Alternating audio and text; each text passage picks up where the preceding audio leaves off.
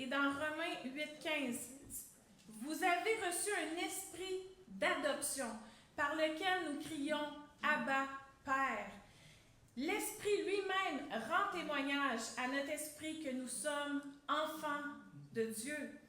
Or, si nous sommes enfants, nous sommes aussi héritiers. Héritiers de Dieu et co-héritiers de Christ, parce que nous souffrons avec lui pour être glorifiés avec lui. Frères et sœurs, j'aimerais ça qu'on puisse regarder ensemble quelques points de ce que c'est être héritier de Dieu et co-héritier de Christ.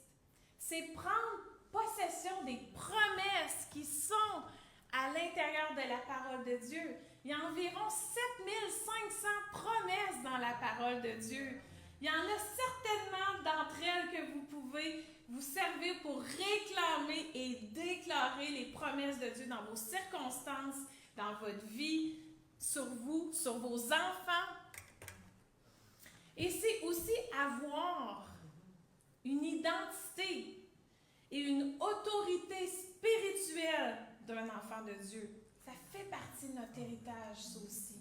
Et c'est ce point avec lequel je veux prendre le temps de voir la dernière partie de mon message ce matin, de votre identité et autorité spirituelle en tant qu'enfant de Dieu. Jésus se réveilla, menaça le vent et la tempête, et ils s'apaisèrent, et le calme revint.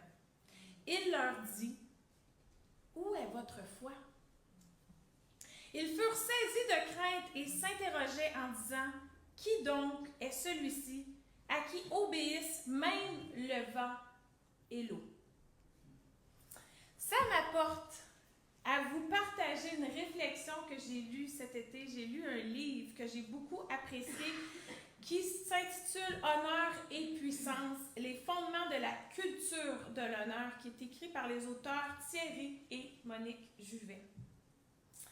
Donc, quand on regarde à nos yeux naturels cette situation-là et qu'on regarde ce passage-là, bien, on a envie de dire que les disciples ont vraiment fait ce qu'ils devaient faire. J'ai même envie de leur donner 10 sur 10. Pourquoi? Ils avaient une situation sérieuse, là. Hein? On peut le lire dans le verset. « Nous périssons ». C'est pas rien, là, tu sais. Donc, ils ont considéré la situation avec leurs compétences humaines et ils se sont tournés vers Jésus. Ils le réveillèrent. Jésus se lève et il ordonne au vent et à la tempête de se taire et le calme est revenu. Donc, la demande, c'est-à-dire la prière des disciples, a été répondue. Vous êtes d'accord avec moi? Combien de fois j'ai demandé à Jésus d'intervenir dans ma situation? Vous l'avez probablement déjà fait vous aussi. Combien de fois nous le faisons? Mais comprenez-moi bien là, ce matin, c'est bien de le faire, là. Je vous rassure. Ils ont bien fait les choses. Ils ont mis leur foi en Jésus. Et ils ont obtenu une réponse favorable. Et voici que Jésus leur a quand même posé cette question. Où est votre foi? Pour quelle raison croyez-vous que Jésus leur a posé cette question? N'oublions pas que Jésus voulait faire grandir ses disciples et les aider à entrer dans leur identité de fils du Dieu vivant. Comme il désire le faire avec nous aujourd'hui. Est-ce que vous êtes d'accord avec moi?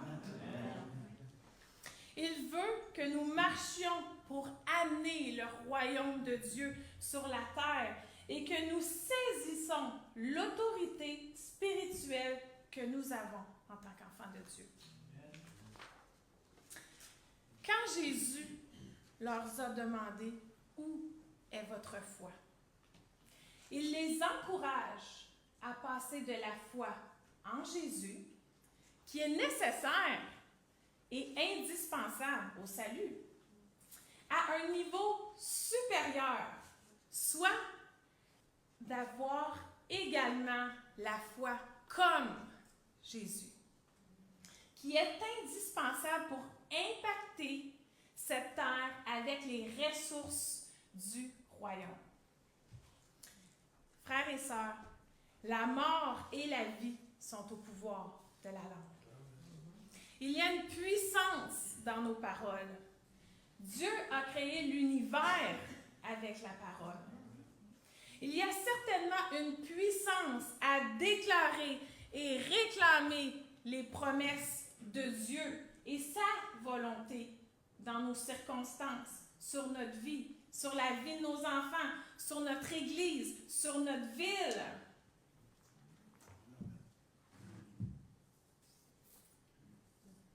C'est notre rôle de dire aux malins de se taire, de dire au vent de se taire, à la mer de se calmer et d'appeler à existence les choses comme elles doivent être.